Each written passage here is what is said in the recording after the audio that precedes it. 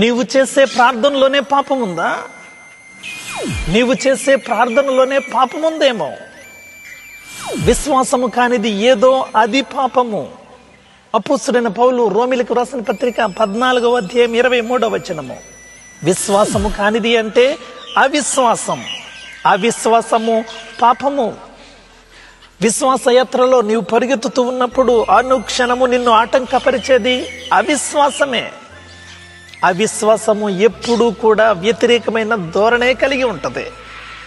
నీ వల్ల కాదు, నీవు చెయ్యలేవు, నీకు శక్తి చాలదు అంటూ వెనక్కి లాగుతూ ఉంటుంది.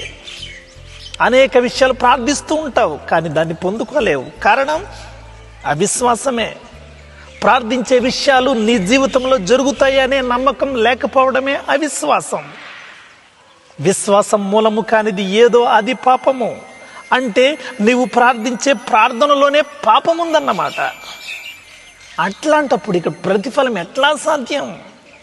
విశ్వసించలేకపోతున్నావు అంటే దేవుని యొక్క శక్తిని నమ్మలేకపోతున్నావు, ఆయన శక్తిని చులకన చేస్తా ఉన్నావు. విశ్వాసం లేకపోవడం వల్ల పాపము చేసిన వాడవుతున్నావు.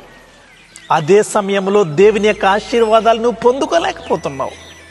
ఆయన ఆశ్చర్యకరుడు, ఆయన బలవంతుడు, నీ ప్రతి విధమైన అవసరత తీర్చగలిగిన వాడు. ఇదెప్పుడు సాధ్యం? నీ విశ్వసించగలిగినప్పుడు మాత్రమే సాధ్యం.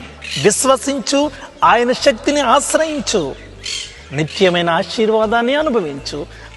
అట్టి కృప ధన్యత ప్రభువు మనకు అనుగ్రహించునుగాక. ఆమేన్.